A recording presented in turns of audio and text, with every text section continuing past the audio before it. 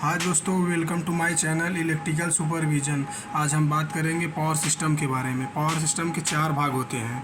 ठीक, इसके चार भाग होते हैं। पहला क्या होता है, हमारा जनरेशन होता है, ठीक है।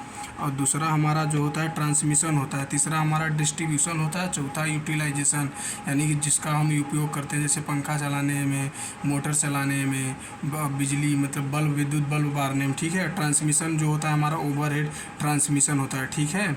और जबकि डिस्ट्रीब्यूशन हमारा दो प्रकार से होता है, ओवरहेड ट्रांसमिशन और दूसरा हमारा अंडरग्राउंड होता है जो, ठीक है।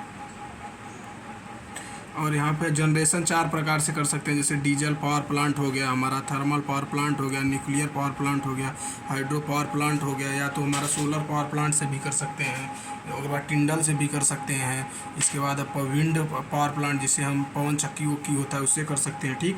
अब जैसे हमारा मल्टी जनरेशन सब स्टेशन है यहाँ पे, ठीक। जो हमारा जनरेशन सब स्टेशन से हमारा जो बिजली बनता है वो 11 kV का होता है, ठीक। 11 kV को हम, ये हमारा ट्रांसफार्मर है, ट्रांसफार्मर की सहायता से 400 kV तक 400 किलो वोल्ट बनाते हैं। फिर 400 किलो वोल्ट को हम 220 में परिवर्तित करते हैं। 220 को हम फिर ट्रांसफार्मर की सहायता से 132 kV, 132 को फिर 33 को हम ट्रांसफार्मर की सहायता से 11, फिर 11 को हम 400 वोल्ट कंप्लीट करके हमारे घरों में सप्लाई कर देते हैं, ठीक है। देखिए यहाँ मतलब हमारा जो होता है 11, यानी कि 400 किलो वोल्ट से लेकर 220 किलो वोल्ट तक की लाइन को हमारा 400 किलो वोल्ट से 220 किलो वोल्ट की हम प्राइमरी ट्रांसमिशन कहते हैं, ठीक है। और 220 किलो वोल्ट से लेकर 220 किलो वोल्ट से लेकर 33 kV तक को हम सेकेंडरी ट्रांसमिशन कहते हैं। क्या कहते हैं भैया? सेकेंडरी ट्रांसमिशन कहते हैं दोस्तों। इसके बाद 33 kV से लेकर 11 kV तक हम प्राइमरी डिस्ट्रीब्यूशन कहते हैं, ठीक। और 11 kV के आगे जो हमारा होता है, जैसे 400 हो गया, इसको हम सेकेंडरी डिस्ट्रीब्यूशन कहते हैं, ठीक। प्राइमरी यहाँ पे जो हमारा होता है 11, स्टार्टिंग में जो हम ट्रांसफार्मर यूज करते हैं 11 kV को 400 किलो वोल्ट में परिवर्तित करने के लिए स्टेप अप ट्रांसफार्मर होता है। यहाँ डेल्टा प्राइमरी बाइंडिंग जो होती है डेल्टा और स्टार ट्रांसफार्मर का यूज करते हैं, यानी कि प्राइमरी बाइंडिंग डेल्टा में होगी और सेकेंडरी बाइंडिंग जो होगी हमारा स्टार में होगी।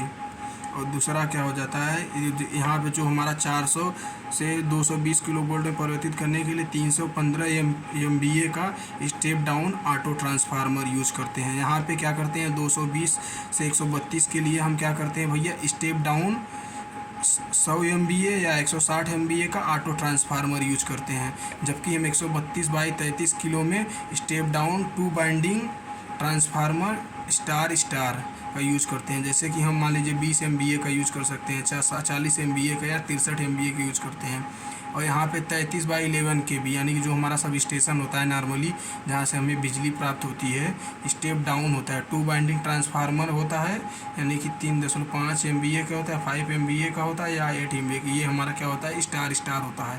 यानी प्राइमरी बाइंडिंग भी स्टार में कनेक्टेड रहेगी, सेकेंडरी बाइंडिंग भी हमारा स्टार में कनेक्टेड रहेगी। जो हमारा 11/400 वोल्ट होता है, उसमें हमारा स्टेप डाउन, जो हमारे गाँवों में लगा रहता है ट्रांसफार्मर, वो स्टेप डाउन होता है। 2 बाइंडिंग ट्रांसफार्मर होता है। प्राइमरी बाइंडिंग जो होता है डेल्टा में होती है और सेकेंडरी हमारा स्टार में होती है। यानी 25 kVA का होगा, 25 kV होगा और या 63 kV होता है, ठीक है। kVA का होता है, ओके। अब आगे आते हैं, देखेंगे, ठीक। आगे देखते हैं, चलिए। देखिए हमारा जो होता है 33 kV से लेकर 11 kV तक, यानी जो होता है इसे हम फीडर कहते हैं, लाइन को फीडर कहते हैं। इसके बाद इधर जो होता है हमारा 420 हमारे घरों के पास तक लाया जाए तो उसे हम क्या बोलते हैं, डिस्ट्रीब्यूटर कहते हैं, ठीक। जैसे हमारी फीडर की रेटिंग करंट पे की जाती है, क्योंकि हमारा फीडर में करंट एक समान होता है, क्योंकि इसमें कोई टाइपिंग नहीं की जाती है, ठीक है। टाइपिंग मतलब जो कनेक्शन दिया जाता है, फीडर में कनेक्शन नहीं दिया जाता है। सब स्टेशन ट्रांसफार्मर से डिस्ट्रीब्यूशन ट्रांसफार्मर तक को फीडर कहते हैं, ठीक। डिस्ट्रीब्यूशन ट्रांसफार्मर से आगे डिस्ट्रीब्यूटर होता है, ठीक। डिस्ट्रीब्यूटर से हमारे घरों तक की लाइन को हम सर्विस मेंस कहते हैं, ओके। इसके बाद डिस्ट्रीब्यूटर की रेटिंग यानी जो डिस्ट्रीब्यूटर होती है उसकी रेटिंग वोल्टेज ड्रॉप पे होती है, क्योंकि यहाँ पे जो होता है हमारा वोल्टेज का मान हर जगह पे वोल्टेज ड्रॉप पे होता है। ठीक, सर्विसमैन्स की रेटिंग जो होती है हमारा लोड पर करते हैं। ठीक, यहाँ पे जो हम मान लेते हैं लो वोल्टेज क्या होता है, लो वोल्टेज में 250 वोल्ट के नीचे जितना वोल्ट आएगा, मान लीजिए 10 volt, 15 volt, 100 volt, 150 volt, 125 volt, ये सब हमारा लो वोल्टेज होती है। मीडियम वोल्टेज क्या होती है, 250 से 650 के बीच में जितना आएंगे, मान लीजिए 350, 400, 500 वोल्ट आएंगे, सब हमारा मीडियम वोल्टेज। हाई वोल्टेज क्या होती है, 650 से और 33 किलो वोल्ट से कम के बीच में, मान लीजिए जैसे 1 kV, 10 kV, 15 kV, ये सब हमारा मीडियम हाई वोल्टेज हो जाएंगे। एक्स्ट्रा हाई वोल्टेज क्या होती है, 33 kV के ऊपर मान लीजिए हमारा 200 kV। ठीक, के बाद 765 kV, ये हमारा क्या हो, extra high voltage. Standard frequency क्या होती है हमारी, जो भारत में यूज होती है वो 50 हर्ट्ज होती है। ठीक, वेरिएबल यानी कि जो बदलने की संभावना होती है ±3% होती है, यानी 3% निकालेंगे हमारा 1.5, यानी सबसे कम हमारा क्या हो जाएगा 48.5 हो सकता है, या सबसे ज़्यादा 51.5 हो सकता है। ठीक है, स्टैंडर्ड जनरेशन क्या होता है हमारे यहाँ भारत में 33 kV होता है और यहाँ 11 kV होता है। ठीक है, और स्टैंडर्ड ट्रांसमिशन वोल्टेज जो होता है हमारे यहाँ पर संचारित करने के लिए 800 kV या 400 kV होता है, या 200 kV, 132 kV या 33 kV। स्टैंडर्ड डिस्ट्रीब्यूशन वोल्टेज यानी जो हमारे यहाँ गाँव में सप्लाई दी जाती है वो 11 kV हो सकती है, 6.6 kV हो जाएगा, 33 kV हो जाएगा, 400 वोल्ट या 220 वोल्ट हो जाएगी। ठीक, अब आगे हम आते हैं ट्रांसमिशन। संचरण क्या होता है, हाई वोल्टेज को एक स्थान से दूसरे स्थान तक ले जाने को हम ट्रांसमिशन कहते हैं। और वितरण क्या होता है, लो वोल्टेज की लाइन को एक स्थान से दूसरे स्थान तक ले जाने को क्या कहते हैं हम, प्रक्रिया को वितरण कहते हैं। Classification of for transmission system, इसको हम दो प्रकार से करते हैं, डीसी सिस्टम या एसी सिस्टम। ठीक, डीसी सिस्टम पहला हमारा हो जाएगा डीसी 2 वायर सिस्टम। देखिए हमारा जनरेटर है।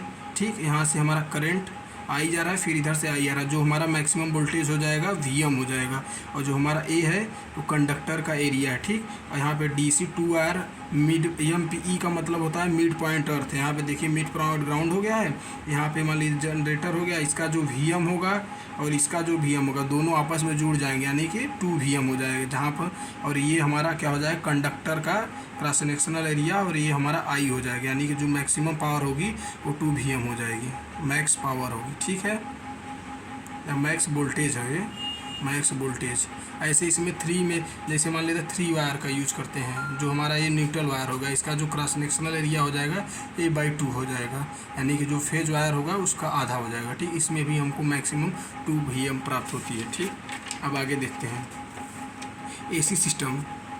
एसी सिस्टम क्या होता है, जैसे 1 phase AC system, 1 phase 2 wire line होता है। ठीक, ये हमारा जो होता है ट्रांसफार्मर का प्रतीक होता है। ये जो हमारा Vm मैक्सिमम है, यहाँ पे आई करंट जाएगी, और ये Vm क्या हो जाएगा हमारा मैक्स वोल्टेज हो जाएगा, यानी मैक्सिमम वोल्टेज है करंट। यहाँ पे AC 2 wire mid point earth हो जाएगा। ठीक, यहाँ पे जो Vm और फिर Vm ये दोनों आपस में जुड़ के क्या बना लेंगे 2 Vm, यानी जहाँ हमें 2 Vm पावर जैसे सप्लाई चाहिए वहाँ पे हम ये कनेक्शन यूज करेंगे। मान लीजिए 1 फेज 3 वायर क्या हो जाएगा, इसमें हमारा जो ये हमारा न्यूट्रल वायर कर देते हैं, इसका जो क्रॉस सेक्शनल एरिया आप जानते हैं, फेज वायर ए है, ये भी ए है, इन दोनों का क्या होगा आधा होगा, ये A/2 हो जाएगा।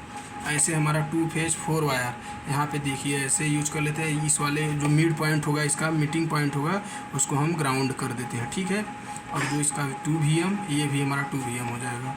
और 3 Vm देखिए इसमें क्या होता है, बाइंडिंग जो होती है एक दूसरे से 90 डिग्री होती है, तो यहाँ पर जो मैक्सिमम पावर होगा वो हमारा √2 Vm हो जाएगा। 3 फेज 4 वायर, ये हमारा जो होता है लगभग डिस्ट्रीब्यूशन जो हमारे गाँव में लाइन आती है उसका यूज होता है। देखिए जो मिड पॉइंट है मतलब मध्य बिंदु होता है वो न्यूट्रल या ग्राउंड होता है। ठीक, इसमें जो फेज वोल्टेज होता है VP होता है, और जो लाइन वोल्टेज होता है √3 फेज वोल्टेज होता है, √3 फेज वोल्टेज होता है। ठीक है, अब यहाँ पे नोट क्या लिखते हैं, 3 फेज 4 वायर सिस्टम में बैलेंस के कंडीशन में नेचुरल में यानी न्यूट्रल